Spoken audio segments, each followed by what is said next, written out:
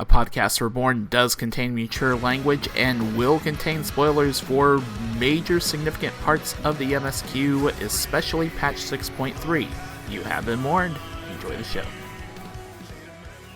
From the many realms of Atheris to the distant reaches of the 13th via the magic of podcasting, this is episode 29 of A Podcast Reborn, a show celebrating our journey in the past, present, and possible future of Final Fantasy XIV. This episode is being recorded on Saturday, January 22nd of 2023. Sorry, I had to make sure I got the month right. My name is Brian Black, otherwise known as Ro. And speaking of January 22nd, I do want to personally welcome everyone to the Year of the Rabbit. It reminds me of a funny thing I heard in game last week while I was role-playing. A Vieira had told me that he had just been at a bar where a feisty Rogan was playing Toss the Vieira and nearly put the Vieira's head through the wall. I gave the Vieira my condolences and just said, well, at least they weren't playing Toss the Midlander, because that would have really hurt. With me, as usual, is a Mikote who just wants to live in a timeline where she can find a great glam that doesn't clip with her tail. Hi, Megan. Hi. Yeah, man, that's the eternal question. Everything with a cape is out. And I really like a lot. I bought the oh god, what was that character? She was no, the previous one. She wore a green dress with the cape on it. And the summoner from Final Fantasy IV, Rydia? Is that no? She's it was the raid where you're like they're the opera house and you're going off to Oh, you're talking about oh god, what the hell is her name? Alma? Is that it? Yes, that's it. I bought Alma's dress because nice. It's gorgeous, but it has a long ass cape on the back and the tail just clips straight through it and it looks awful. And of course, when you're playing a third person game, you're always looking at their back, you're always looking at the tail, and so if the tail clips, it's like so it's either the tail or hair. Every single outfit, it seems like. Well, at least I could change the hair. I actually changed Tarika's tail size because I had found a glam that I really liked, and I was like, oh, well, maybe this tail will work. Nope, still clipped. And with her, of course, is an old man who just wants to live in the timeline where everyone's laptop control and function keys are in the right damn place. Hi, Brandon. Hey, I live in that timeline now. I left that job, okay? Well, guys, I gotta say, I don't know. I didn't enjoy 6.3. It's probably my least favorite MSQ because it has zero character development. Did you already say that? Wow. No, but seriously, why should you never get into a pillow fight with Zero? Why? No. Because you can't handle the repercussions.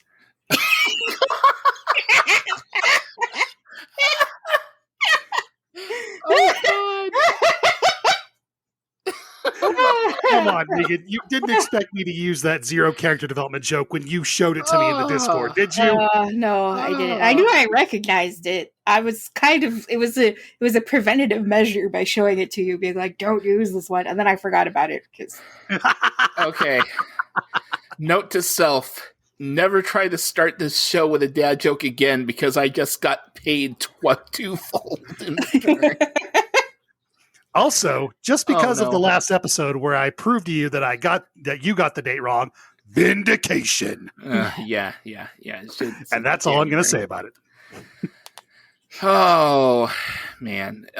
So it's been a couple weeks since 6.3 has been around.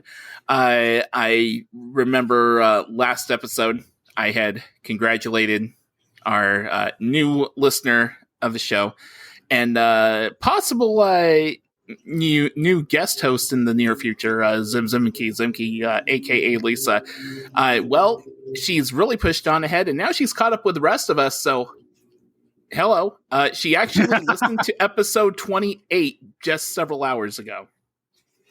Hello, Zim. Welcome to the chaos. Zim has repeatedly threatened me over my various dad jokes, and I say, bring it on. I say bring her on the show because I need an ally. You always say that. Very likely have plans in the works to have her on the episode 30, so you may get what you wanted. Megan, welcome. Great. Yeah, Zim is awesome. It has been a couple of weeks because, of course, the last episode was right before 6.3 came out, so we have a lot to talk about as far as 6.3 and MSQ shenanigans and all that stuff. But I've got to say, I'll bring up MSQ talk in a bit. But for me personally, probably the craziest thing of the past 2 weeks is in a Casino RP update. I have reached the end game of Casino RP because I have upgraded from a small house to a large. Wow, you just skipped over medium, didn't you? Oh my god. So do you block off though. any part for like your personal quarters, or do you do the whole thing as a casino? It's funny you bring that up. I've actually blocked off the downstairs because here's the strange thing. Here's the strange thing about a large and downstairs. Now, I may use the downstairs for like personal quarters, but I have it currently blocked off because downstairs in a small house is actually kind of spacious and looks kind of roomy. Mm-hmm. Downstairs in a large is literally a basement. The ceiling is not that far up from the floor. So doing the casino and doing the activities and stuff in the lower level of a large actually feels like you're in kind of a more cramped space, even if it's like longer and wider, because the ceiling's only just a little bit over your head. It just feels more cramped. So I'm going to do the casino and main activities and stuff on the main floor and maybe upstairs, and keep the lower floor for non-public shenanigans, whatever. Mm-hmm. Yeah, so, I put living quarters downstairs in my flower shop. Mm-hmm. It tends to be how it goes. Indeed. So I've a lot of people actually. It's funny because I've seen, I know definitely some stories of people who haven't gotten housing, who missed out on their house, but it feels like, from my perspective, that more people have had good stories, more people have been able to upgrade or just get a new house after having one in months or possibly years. Mm-hmm. We're definitely not at the point where everyone who wants a house has one, but it feels like we're getting closer. Like if they added just a few more wards, I don't think there'd be too many more people complaining about housing. Yeah, I think so too. It seems like almost a bunch of people I know have been like, "Hey, I got my house." I'm like, "Yeah, good job." I actually logged in on the day the lottery closed for a friend of mine saying, "Hey, can you go check on this plot?" And I said, "Yeah, sure." And clicked on it once the timer expired and said, "Oh, this was the winning number." And he's like, "Oh, that's awesome." Yeah. He got a medium. I was quite happy for him. That's nice. Yeah, definitely a lot of good times there. So where's the Crimson Casino located now, Ro? What district did you end up in? It's still in the Goblet, and like technically, as far as like the layout of the map, it's not too far from where it was before. It's now in the Goblet. It's the large plot that's kind of in the center of the Goblet, not where the swimming pool area is and stuff, but more there's like a market board, and there's a market board and summoning bell like right outside. I chose the spot basically because of its convenience, because it was just central to going to a market board and all that stuff, and the view from the back is okay. That being said, I want to give people a little piece of advice. Speaking of views, if you ever want to see one of the craziest views ever in Final Fantasy XIV housing, go to the Coral server and go to Mist, Ward 25, plot number 5. Check out the house there. It's anyone who's familiar with plot 5 in those wards will know that that's like right near the ocean and stuff like that, so it already has a great view. I don't know how these people did it. Well, I mean, technically, I guess I know how, but I don't know how. there is a diving board off the side of the building, and you can jump off the diving board into the ocean below. Is one of the most incredible things I've seen. It's so simple too, but it's literally just a diving board where you can more or less go cliff diving in the game. Oh my god.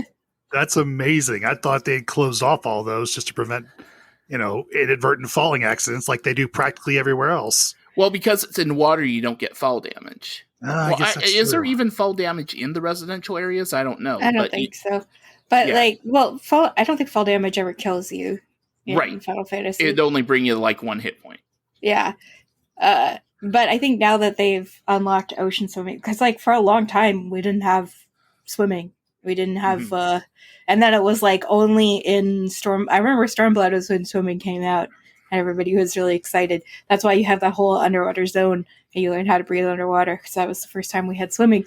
And but you couldn't swim anywhere that wasn't, like the Ruby Sea or like the Stormblood areas. And then they like slowly unlocked it. And I remember, it was so exciting that we could actually go swimming outside of Castle del Sol, because it's like, oh, it's the vacation spot. We can finally swim in the ocean.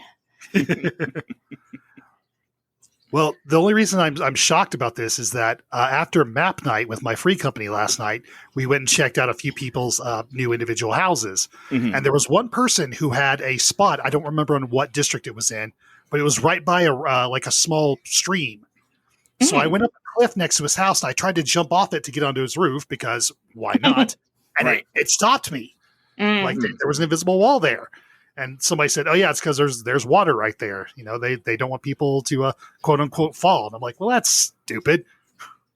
Yeah, that is dumb. Well, like I said, go to Ward 25 Plot 5 in Mist, in at least on Coral. I mean, and the thing is that this diving board, it looked like just a natural part of things. So the outside was part of like a new set of walls. So I don't know if maybe this is just a part of these large houses, this diving board thing. I really doubt it, but it looked like it fit in. So also those new houses, the name of the house thing is like it's like a Japanese name, like a Zieko Suishi. I'm totally butchering that, but it's essentially a Japanese tea house motif, right? And they've got, if you get a large, it comes with this built-in like hot spring looking pool on the left side. It's pretty crazy. Oh yeah, that's really cute. Yeah, I really love the exteriors that they make. Like, I literally decided to make my house a flower shop just because I really loved the flower shop exterior. Mm-hmm. I was looking through all of them, and I was like, "Oh, this one's super cute." And I was like, "This is for flower shops." And I was like, "You know what? Flower shop would be really fun." Also, on that note, to the person who lives in the 21st ward of Mist in Diablos, who owns a large gingerbread mansion, which is placed right where you enter the ward. Good God. Can you please just do something about those strawberries? Those strawberries look horrendous. On a large gingerbread mansion, the strawberries on the roof. Remember when at the beginning of Endwalker, people were complaining about how low res the grapes were in oh god, Arcanum? Okay, when these strawberries are on a large gingerbread mansion, they aren't high fidelity strawberries. That's all I'm saying. I can just hear Sarah screaming from wherever she is. Oh, that's too funny. Yeah, we Butterscotch Battalion has a gingerbread house, but did we get a medium ward? I think we're still in a small, but Ward's in charge of buying housing. Of course. I mean, it's Ward's ward. Everyone else is just living in it. Oh, good Lord. But I mean, if your free company is called Butterscotch Battalion, you gotta have the gingerbread. Yeah, I think you kind of have to lean into the motif at that point. Oh my god, we did maps also with our new raid group, which is something I will talk about later. But we got the like candy yard decorations during map night. Like the candy yard decorations dropped, and I was like, oh, we need that for our guild house. Because you gotta go all in. You gotta be really obnoxious with it.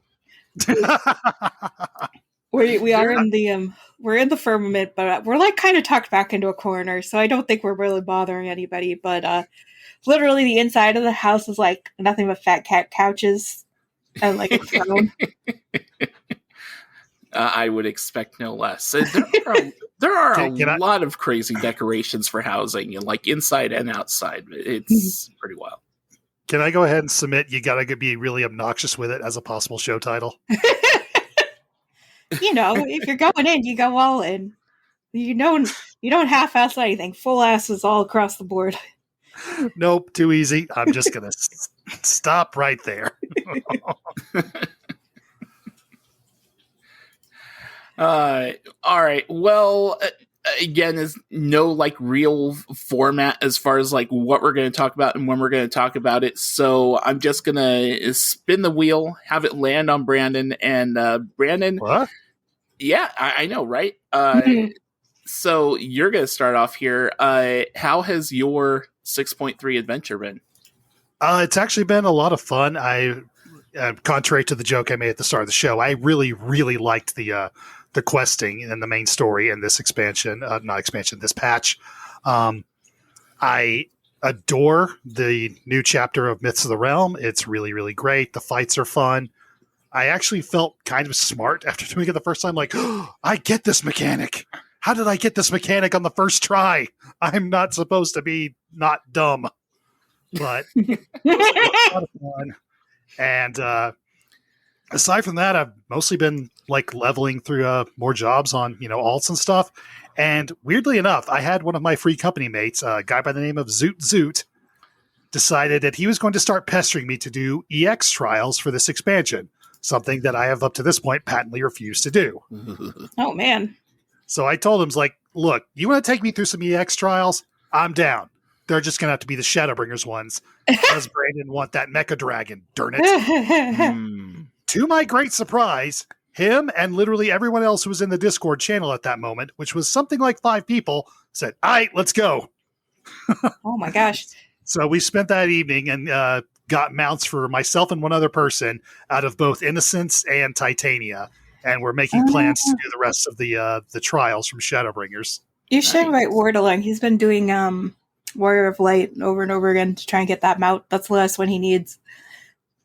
Whenever we get to that one, I'll ping him. Yeah. So he's real good at it. He's done it a lot. Yeah, they literally put up a marker and said, OMF, you go stand right there and do not move. Like, oh, wow. Like, here's an old man they put in the corner. They're like, give him no his one blanket. maybe in a corner, but OMF, you can put him in a corner all day. Absolutely. Get him some tea, some cookies. I mean, to be fair, they knew I was going as machinist, so I think they just did that so I'd be out of the way while still contributing. So nice. Oh my god! I've got two. I'm the proud owner of 2 new Gwibers, as they're called, which is still a weird word to me, even now that I know the linguistic origin of it. But hey, I'm on my way to getting that Mecha Dragon, which is something I've wanted ever since I learned of its existence. So that was fun. Nice. Speaking of extreme trials. Uh-oh. Well, I want to backtrack a little bit here. Just a little bit, because I have to ask Megan this, because Brandon already brought up the new raid. So, Megan, as the residential chaos gremlin here and appreciator of all things anime, what did you think of Nophicas? Okay, so that's a really suggestive raid. Like, I'm not the only one who thinks this, all right? Like, I think 90% of all Final Fantasy 14 players were praising Nophicas, and I didn't come up with that term. I'm stealing it from somebody. It's Nophica's bounty, thank you. She has huge tracts of land. They did an entire cutscene in which Snowgime stares at them affectionately. Come on. Oh my god. She's like the whole time she's like, I'm looking forward to our joining. Like she's saying all the double entendre shit the entire time. Mhm. Like all It's of them true. are. It's ridiculous. And like, oh my god. It's like every boss has an attractive lady. Even though one of them shares it with a dude who, like, I can't even tell you what he looks like. He rides a horse. I have no idea what else he looks like. Like, who cares? But like, all the ladies are like extremely gorgeous, and they all have like majorly suggestive dialogue, and the soundtrack's bitchin'. And but I will say it is a little awkward with Nophica and Dalamud because she's like, "Oh, my love," I'm like, girl, that's a dog. Please. The internet's weird enough already. God damn it.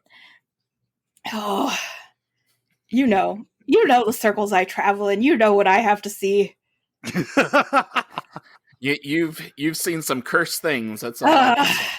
Look, they would have done cursed things anyway. You didn't have to like throw them this. Like, oh, Jesus. It's like, yes, I know, that's the lore. I get it. And it's also interesting that, like, Dalamud was, like, created by people's prayers because humans made up a new part of the myth. Like, oh, yeah, that's very cool for the lore and everything. But, like, having the lover and her giant dog whom she, like, strokes and sits on and, like, sits in his little paw, and it's like, oh, God, oh, no. And he's like, love compels me to act. I'm like, Nophica, please stop.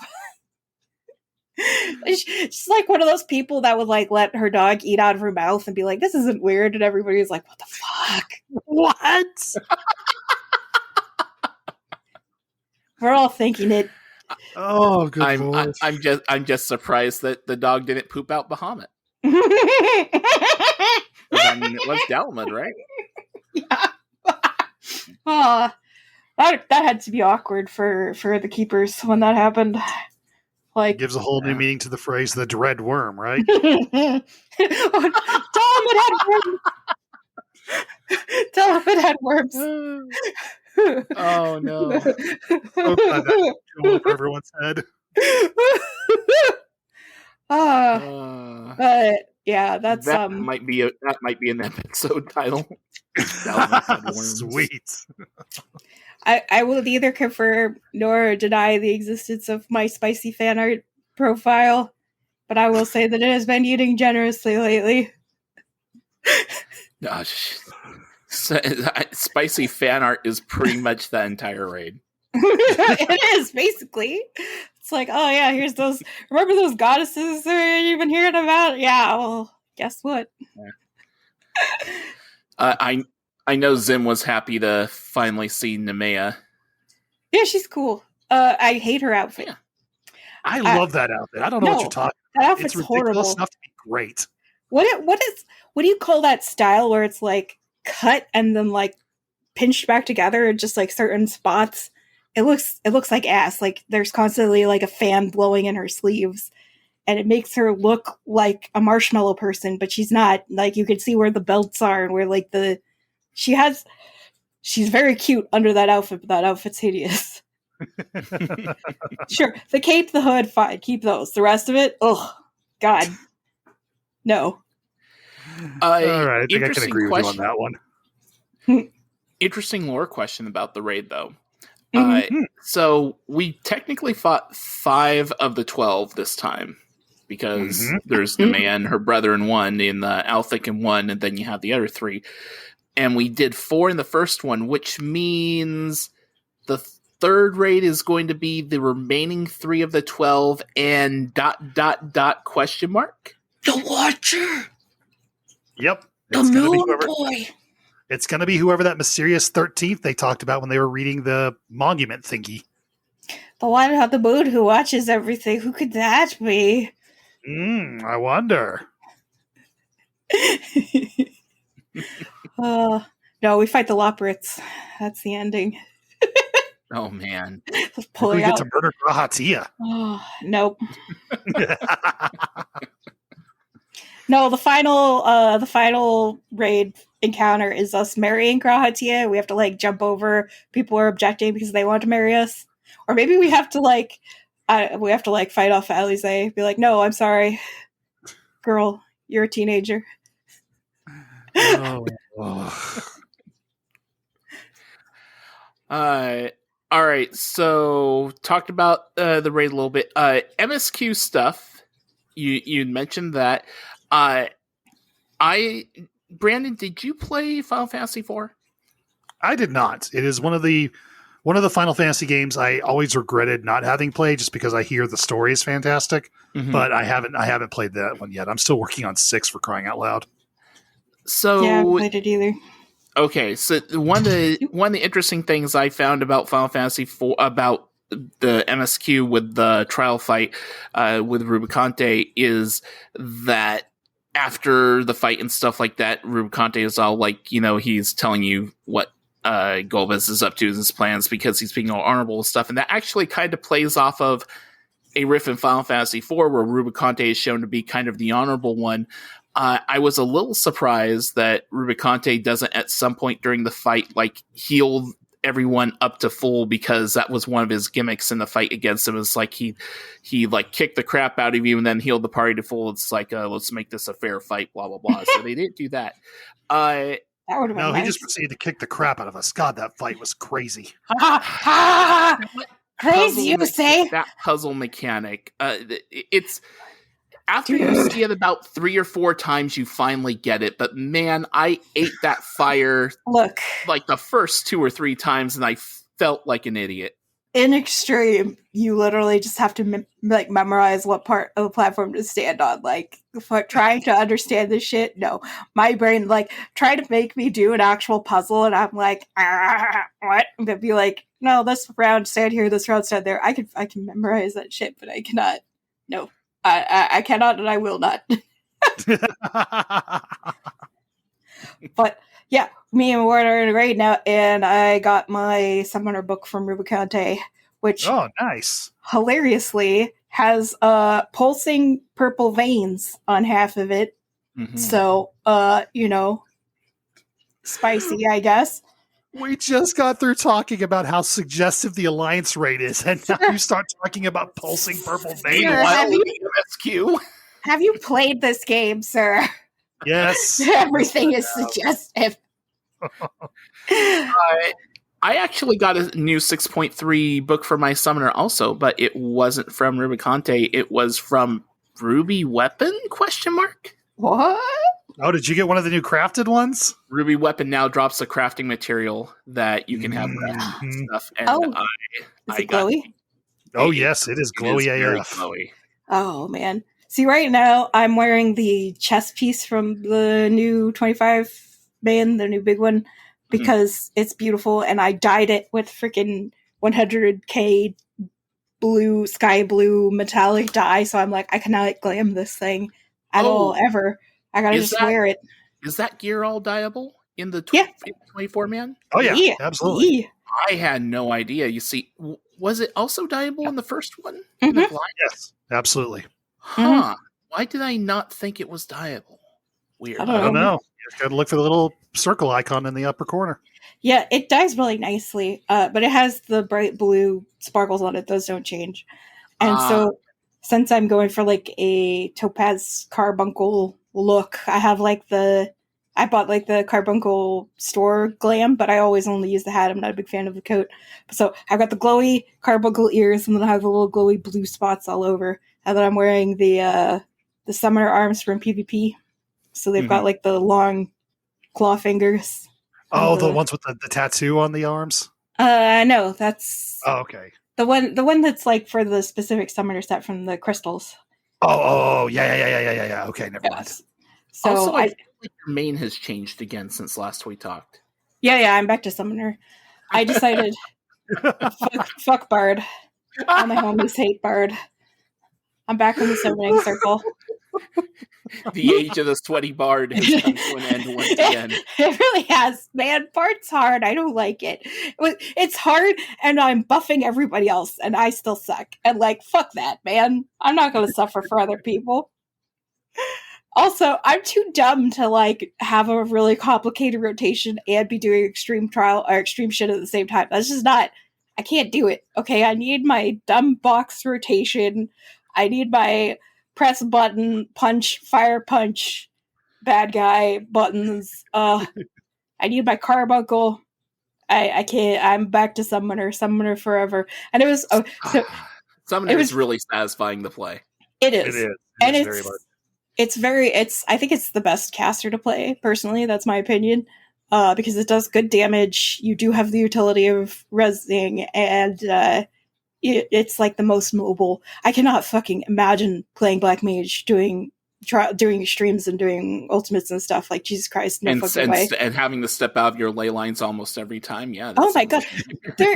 There's so much movement in endgame. Like, you almost never get to sit still. I'm like, how do Black Mages do this? I don't understand at all. And it's like, as a summoner, I get annoyed and bogged down when I have to do the like Efreet part of my rotation, because I have to like stand still for like 2 seconds. I'm like, I mean, a summoner's internal dilemma is, do I use Swift Cast to do root the Ifrit's single target or AoE thing, or do I save it in case I need to quick res somebody? Yeah, well, it used to be that you used it on Garuda. Yeah, I thought you were supposed to use it on Garuda's long cast ability that puts down the persistent AoE field. That used to be like, but now you don't got to do that anymore unless it's in the opening. You want to do it because you want to maximize DPS during the opening buffs and everything in your potion and everything. Is that even a good thing to do on a single target fight? Is Garuda's thing? Well, you got you got to go through all of them. So right. Well, no, I mean like using Swift Cast to cast that thing. It's like it. Yeah, it's just it's like cast per second, cast per minute, whatever. Gotcha. And it bumps it up extremely slightly, but we're nerds and we're fucking. Oh my god! Sorry, side tangent.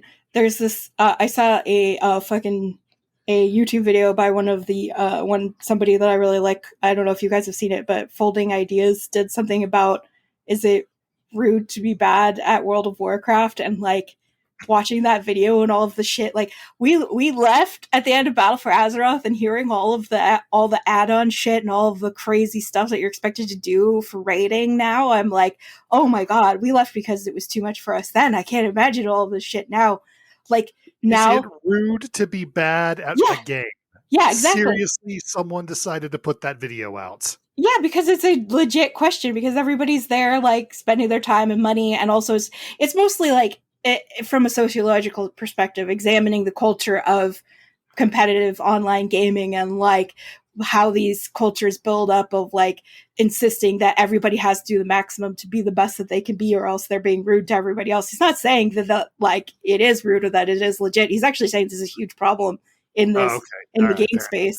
But like, oh my god, they literally have like a they call them like the 23rd raider or whatever. Like, they have an extra person who's just watching it on live streams just to do call outs. Is not even in the raid anymore. In the race to world first, yes. It's like now in the world first race stuff in WoW, they actually have someone who's not in the raid team, but who's basically watching a stream of stuff and calling out to people, okay, dodge this, move from that. Yeah. And like, that's like, they in the video they were saying that that's really common now. Like, that used to be like what the top rating teams did, and then everybody else just does what the top rating teams do, because like, well, that's the best strat because the top rating teams do it. I'm like, Jesus Christ, it just sounds like it doesn't sound fun anymore at all. And I'm like, oh, thank you, Square, for not fucking falling into this trap. Like, yeah, coming from WoW, it is a bit of a culture adjustment. Like, you don't have any deadly boss mobs, you don't have any DPS, or what's the one that calculates damage and everything? I can't remember. Damage meters. Yeah, you don't have damage meters, you don't have threat meters, but it's like they literally made the game playable without add-ons. And like, that's the problem with WoW, is that because they allow these add-ons, they have to make every encounter with the add-ons in mind, and like, so everybody has to play with the add-ons, and so it's just like a constant arms race, and shit's gotten super fucked. Like, recently, I've been like, oh, Dragonflight looks cute. Like, I would like to make a little dragon guy. Like, that looks like fun. But then I'm like watching this video and I'm like, oh shit, no, I'm never fucking going back to that ever. Like, Jesus Christ. Funny. I mean, I have a copy of Dragonflight. I can technically, log in and play right now if I wanted to. And for me right now, it's not a matter of, oh my God, no, but it's a matter of, do I want to play Final Fantasy XIV or do I want to play insert list of 5 games here? One of them is World of Warcraft. Mm-hmm. And in that list of other 5 games, I'm like, World of Warcraft is just kind of at the bottom of that list. So, I mean, I'm definitely enjoying playing things aside from Final Fantasy XIV right now, and I like that. I feel that I have that liberty. And when I have that liberty, there's just other games that I want to play besides WoW. And I think that's just because I only need one MMO experience in my life at a time. And so that's why it's not that, for me, it's not, oh my God, WoW sucks. No, I mean, it may be for you and that's perfectly okay. But for me, it's just like, I've got an MMO and one's enough.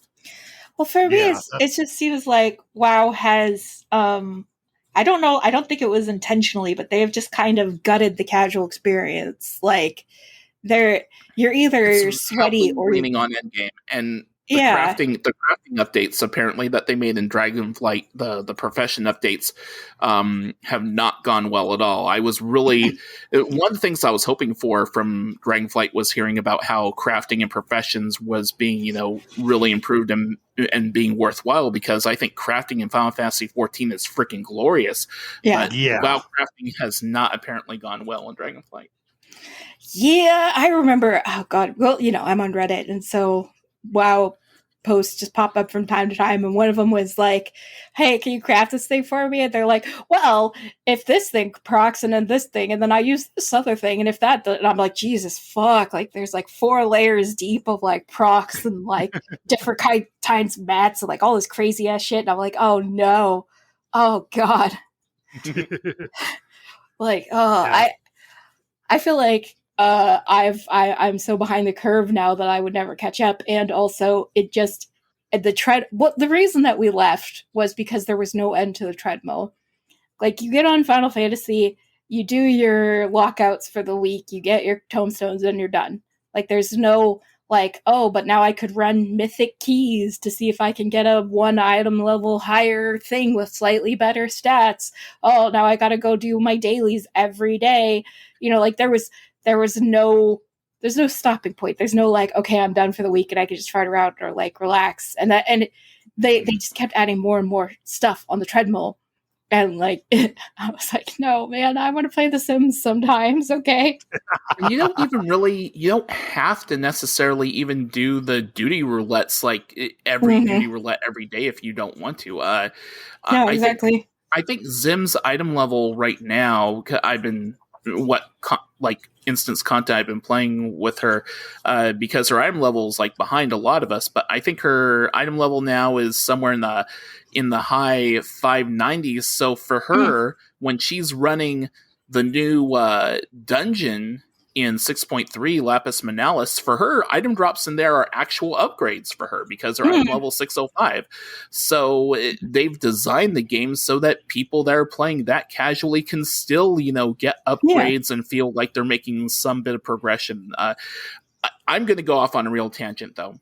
Lapis Manalis dungeon, one of the craziest things I have seen, we've all done the MSQ, so we've all been through this dungeon once. The second boss, the one that's in the Reaper area. The training dummy, so to speak. The sexy training dummy. The sexy training dummy. So I did it.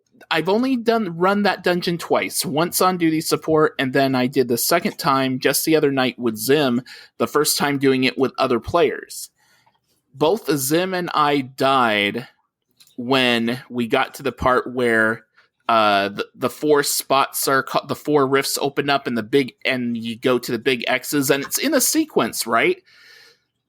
So the problem with that, though, is that the X's are pretty freaking large, and Zim and I both died, and then the other DPS died, and so the boss was at like 35%, and it was just the tank, and we're like, Okay, I guess this is going to be a wipe.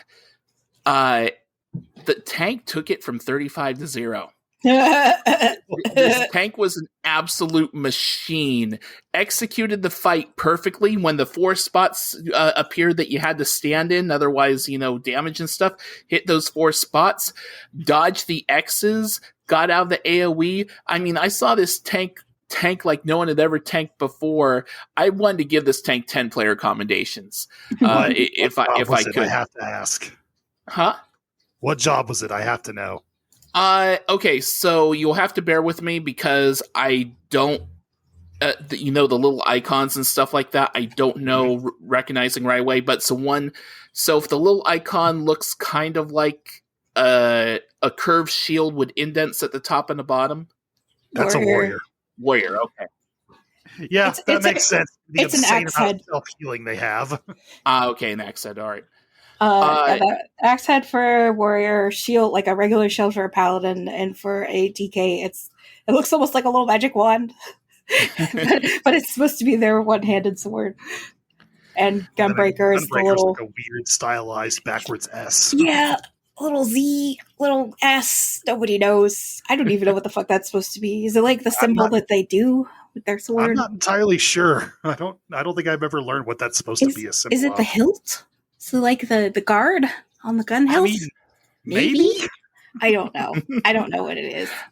The interesting thing about that fight, though, is the tank was tanking it down all the way to 0, is that when those X's appear that have the sequence and stuff, what I kind of learned just watching the fight is you don't have to run around like a chicken with your head cut off, that you can be in pretty much almost the center of that space to dodge each of the X's, except when the spot in the dead center goes off.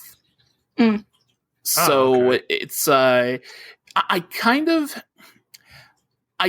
wish that there was a practice mode where and the funny thing is you could say, well, yeah, there's duty support, but the thing with duty support is I kind of wish that there was a practice mode where I didn't see the NPCs moving to the obvious places. Like, I kind of just want to learn it myself. But they're teaching you. Huh? Just follow Alize, she'll teach you. Yeah, I mean, that's how I learned the fight, quote unquote. Yeah, I mean, you're supposed to, if it wasn't the NPCs, you would have your fellow players helping you, supposedly. Yeah. I always do. Also, the tank was so freaking patient with the fact that we all wiped and stuff and like all apologizing and stuff. And the tank said, yeah, I have nothing to be sorry for. And I'm like, I can only imagine, and I'm sorry to kind of lightly bash on WoW again, but I'm going to. I cannot imagine doing a dungeon in WoW where a tank would be that. Oh, don't worry about it. It's fine. It happens. I mean, it's just people like seeing things go to crap and stuff like that, and still playing through it and beating it and stuff like that and having fun about it. It's just a much better vibe. I really think that in WoW, because everything is so precisely mapped out, and they've got all these add-ons, and they've got all this like expectation of everybody being good, that anybody not playing exactly to how they expect and how they think that, like, they see it as like an obligation. Like in WoW, you have an obligation to be good. Final Fantasy, we're a lot more relaxed about it. We're like, this is a game. We're here to have fun. We're not. We're a bunch of bunny boys and cat girl weebs just trying to play a game and have fun. Yeah. Also, I think the like literal the PvP aspect of WoW makes it just a much more aggressive game. Like there's no dual faction system in Final Fantasy, so we don't have any player enemies.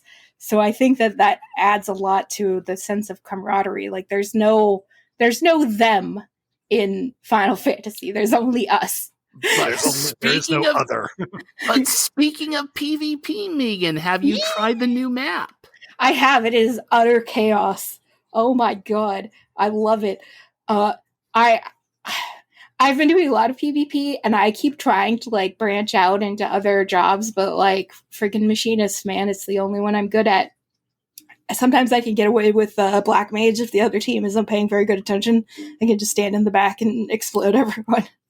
Which is, it's legit really fun, and I like playing Black Mage, especially on the big map ones, well, not crystalline conflict, the other thing. The front lines. Front lines. Black Mage is great for front lines because you could just stand in the middle of a group and be like, guess what, bitches? It's flare o'clock. Oh, good Lord. It's flare o'clock. I love it. Like, seriously, dude, you should try it. It's really fun.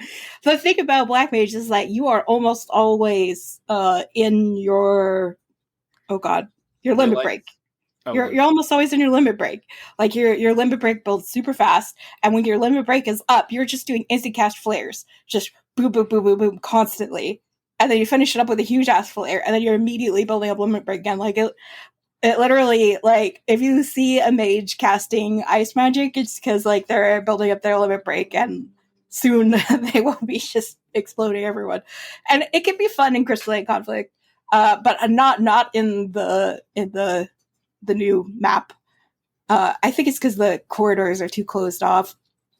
It makes focusing people a lot easier, so there's nowhere to like hide around the corner and be like, no, I'm just a little cat girl, nothing to see over here.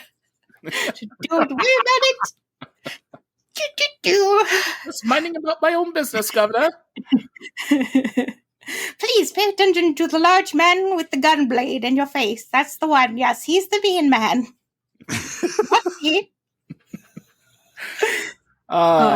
One question that I want to toss around before we wrap up. I can't believe we only got like 10 minutes left already. It's this hour always goes by way too quick right after. I didn't even talk about Island Sanctuaries. We'll try to get there. If not today, we'll get there in the next episode for sure. But that kind of ties into my question, which I think I know what the answer is going to be for all of us. But there's a lot of content in 6.3 that we don't even have access to yet because it's not even coming out until 6.3.5. Manderville stuff, relic grinding stuff, deep dungeon, Loporits, all of that craziness. So the question that I want to pose to the three of you is, was there enough content in this first part of 6.3 for you? Are you already hungry for more, or did they not give us enough at launch? Brandon, what do you think? I think it's probably because it's an Alliance raid patch, and you only get one drop per running of that for the entire week. But yeah, it seems like the well of content, for me at least, because I jumped into all of it on like day 1 and 2, it did seem to dry up a little bit. Luckily for me, it didn't bother me all that much because I still had a ton of things to do on my various other alts. Like I still haven't cleared 6.3 MSQ on either the Catgirl or the Femro. But I mean, yeah, I do wish they would have included more 6.3 content at launch, but at the same time, I trust the cyclical nature of their release schedule. So I'll just sit here and happily wait for the Loporits to show up so I can level my other crafters and help them do whatever insanity they're up to now. If you're looking for something to do, I'd highly recommend rare animal farming on Island Sanctuary. It's a lot of fun. Ironically, I have not set foot on my Island Sanctuary again since 6.3 dropped out. I don't know why. I think I got to a point where there just seemed like the XP requirement to level my island just looked overwhelming, and I'm like, this isn't really my cup of tea. I'm going to get out of here. Of course, now I know there's a giant death lizard mount that I kind of absolutely want because he's such a good boy. And I have no idea what you guys are talking about with a death lizard mount. It's a giant crocodile. Oh man. And he looks like he wants to eat you. He looks like he has murder in his mind when you look at him straight on. I would highly recommend, there's a website that I use. This is like, I'm really into like pet farming, or finding rare pets was my big thing in World of Warcraft. I was a hunter for most of it. But there's a website, it's donkey.com. But if you just search, can you say that again? THONKY.com. I've never seen this website before, but if you search for like Island Sanctuary rare animals, it's like rare animal tracker. In Google, you'll find it, and it since weather since rare animals are affected by in-game weather and in-game time, he's able to track what rare animals have a chance of spawning, like right now. So what I do is I just like log in, I get in queue for something long, and then I fly around my island to the different spawn points where a rare animal might spawn, because it's not guaranteed. And then while I'm there, I just pick up some resources. Make sure you have a lot of traps, because the rare animals take a lot of traps to get, and a lot of them will just scamper away and get away from you. But oh god, that's so annoying. But I've gotten a griffin, I've got 2 paisas, I have like 2 black chocobos. I've gotten a ton of stuff, and there's still more that I really want. Like I really want a twinkle fleece. I really want a tiger. Oh yeah, I got a gubu. Gabu. How do you pronounce this? The big. I've always said gubu. It's gubu. Gubu. I've got one of those. I love paisa because they're so creepy and so adorable, and that's like my favorite combination. Those eyes, they're terrifying. And their little spindly legs, I love them. I named one Paimon, and I named the other one Big Pee-Pee. That's the other thing, you get to name them, come to my island. That I can only imagine all the things you've named here. So, the other thing is that now you can see what's going to be popular in the workshop. So you can maximize your shells that you're getting. So that's fun. And you're just like cruising around looking for rare animals. And there's literally like, you can click on the name of the animal in the tracker and it'll pull up a map for you where they spawn. And so, yeah, that's what I've been doing. Just cruising. That's what I do when I'm sitting in queue for anything. And like now I'm up to level 11 and a half. I'm really looking forward to hitting level 12. And I really enjoy Island Sanctuary, but I'm an Animal Crossing bitch.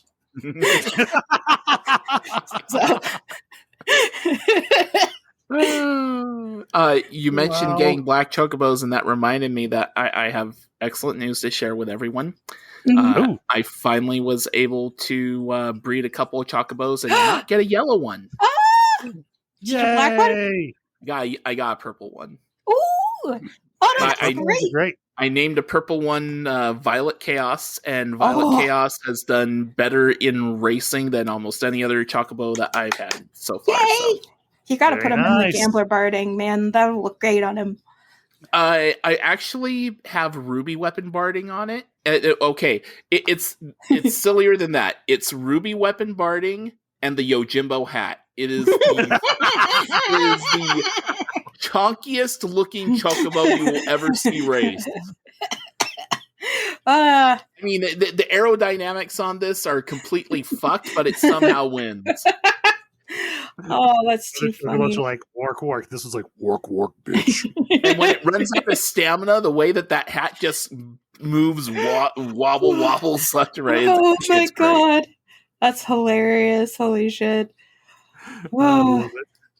Yeah, chocobo racing is surprisingly fun, but also I love Mario Kart. So yeah, we need to get you into some chocobo racing with Zim and I.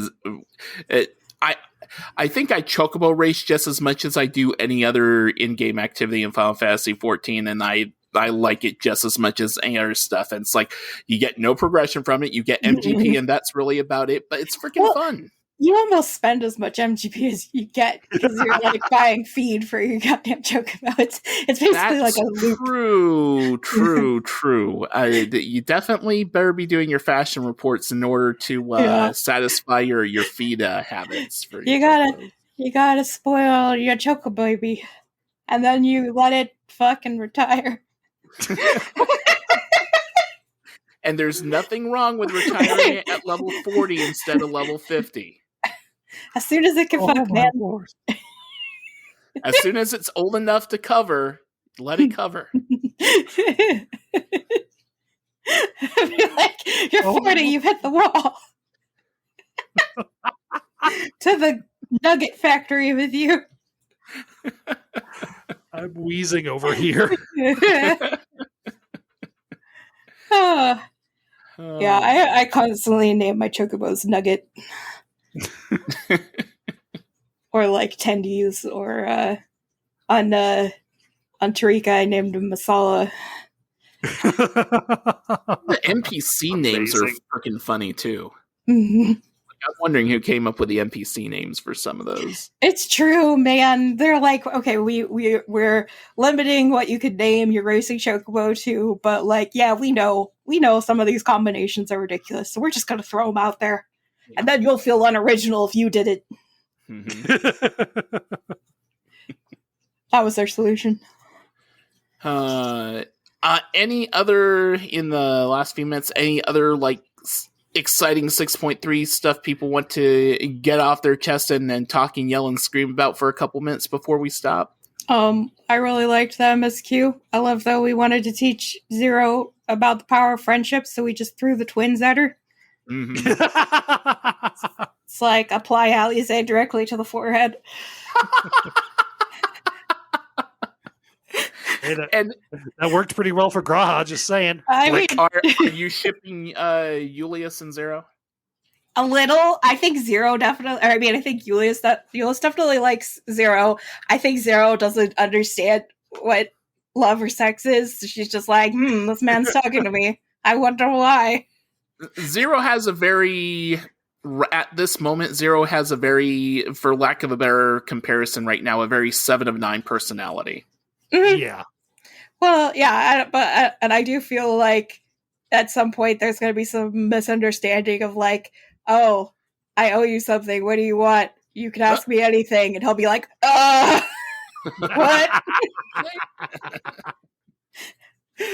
But I do think that they have a lot in common, and that it's very cute to bring them together and have him like help her through it, to be like, yeah, your whole worldview was wrong, and like shit doesn't suck nearly as bad as you thought, and other people can be good, and that's good actually. Cool. Now share some steamed buns with me. The highest res steam bun ever. Jesus Christ. Did anybody else get hungry after seeing that cutscene? Because my god, I wanted to eat one of those. I wanted to just squeeze one. They're like so soft. Megan wants to squeeze the soft buns. Yeah. News at 11. Uh-huh. I mean, is that really news? No, that's a joke, bro. So yes, I really liked the story. I really liked Zero's character development, and I think it's cute. And it's also like the story that she needs, or the lesson she needs to learn is like allies are valuable. Mm-hmm. And I even thought of like her little flashback where she's like, why is it different now? Why did I die then? I'm like, you didn't have any friends, girl. Yeah, exactly. You fought them by yourself. But now you have the power of nerds. Does anybody else think she's going to have an insanely heartfelt moment when she sees Vritra and Ashdaya reunite, assuming we actually manage to save her? Yeah, probably. Or because I'm just like, if she starts crying, I'm gonna be like, oh, my heart, my cold dead heart. I can tell you exactly what's gonna happen. She's gonna do that hat thing that she always does, where she pulls her hat down, and then we're gonna like see a tear. I can tell you that's what's gonna happen. Are they gonna recreate that anime meme where it's like, it's a terrible day for rain, but it's not raining, sir? Yes, it is. What anime is that from? I don't know. Why are you asking me that? God! From Full Metal Alchemist. I've never seen a single episode. Of course you haven't. We almost managed to go an entire episode without talking about anime. Yeah, because Chainsaw Man's over. Although I have a lot of anime recommendations if anybody wants to know what I'm watching this season. No, a lot of new anime started. I mean, what would an episode be without at least one anime recommendation from you? So I'll give you a minute. Okay, High Card's really fun. It's about a world wherein there are magical playing cards that have random magic powers. But it's also like really hardcore. Like one of the powers is that it can turn anything to marbles, like glass marbles. And so the way that this guy uses it is he just grabs your head and turns your head into marbles, and so you're decapitated. And blood goes everywhere. Yeah, it's great. Wow. And hilariously, the main character's card is that he can summon a gun. The most American superpower ever. Oh, it's very fun. It's very well animated. Oh, the other one that I'm watching right now that I'm really enjoying is called Buddy Daddies, and it's about 2 assassins who adopt a small child because they killed her father. I thought that was the plot of Spy X Family. It's similar, but Spy X Family is the dad is a spy and the mom is an assassin, and they don't know that the other is a spy or an assassin, but the little girl is a psychic, so she knows all the secrets, but she's 6, so she doesn't know how to like act on that, or like she just thinks it's all really cool. Spy Family is really good. You should watch that one too. Are we not supposed to pronounce the X? Is that how that works? No, there's so many. There's also like Hunter X Hunter. I don't. Yeah, that was the other one I was thinking of. I always thought it was Hunter X Hunter, but then someone else made a reference about it, and they just called it Hunter Hunter. And I'm like, what the hell? What's the X for if it's not supposed to be pronounced? I don't know. It's in a lot. It's some Japanese quirk of like just putting X in things, but no, the X is silent. I mean, I'm confused about this, and yet the French language just exists. So most of Japanese follows some very strict rules that make a lot of sense. But when they start trying to do like speak other languages, then it starts getting a little wacky. But yeah. Oh my god, what was the other one I watched? Oh, there's this really good one. Oh god, what was it? Something fire train, fire world shit. Hold on. It's really cool. It's like a future dystopia wherein if human beings get near a spark of fire, they will spontaneously combust. And the whole world has been taken over by this dark forest where these creatures live inside in the forest, and their blood can make heat that doesn't make humans combust. So there's like all these hunters that go into the forest to hunt the monsters to get their blood, and this little girl accidentally gets one of them killed, but his dog survives, and so now she has to go on a journey like across the whole world to return his dog to his family. And it's very beautifully animated, except for some of the action scenes. Kind of stuff. That description was a journey.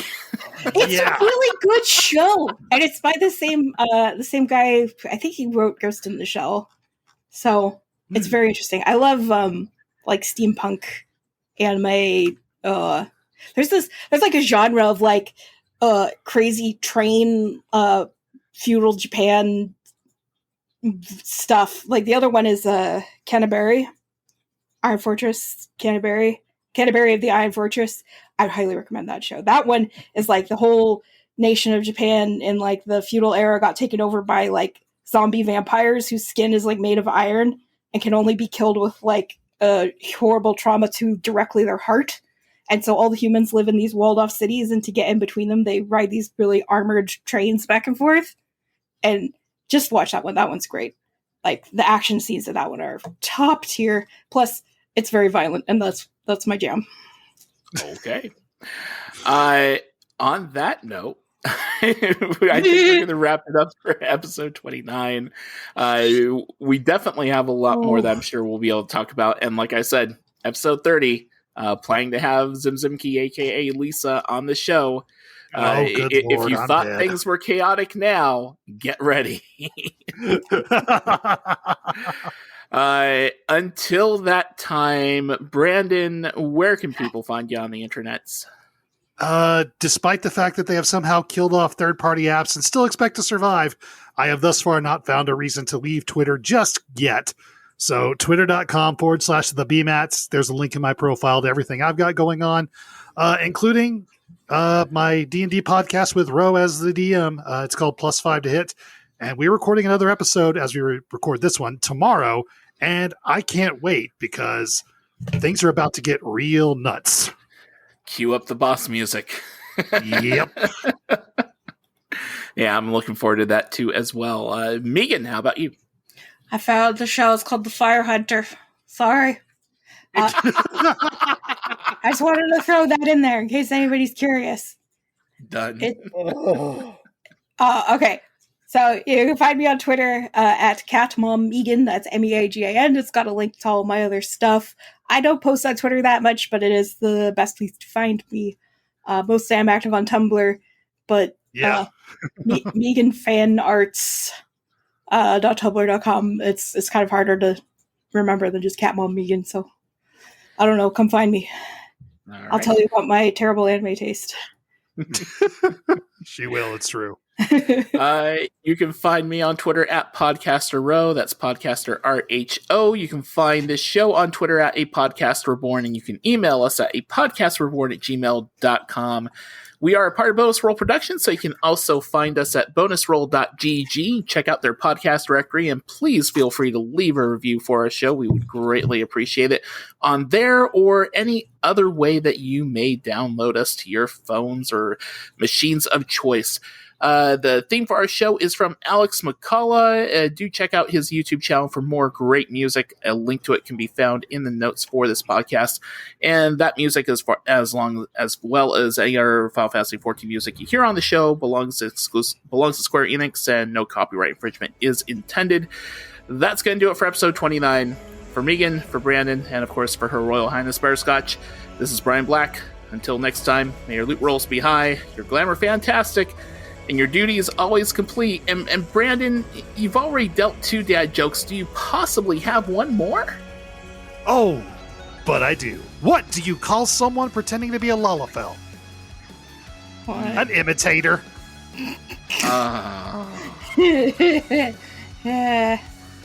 I still think zero repercussions was your best. Wait, I don't doubt that. This was absolutely low-hanging fruit. I have one. What do you call a slutty Lalafell? Oh no. What? A tater thought. Ah! Oh. Bro, have we finally hit Megan's first quote-unquote dad joke? It's an episode that shall never forever go down in the podcast Reborn. Goodbye, everybody.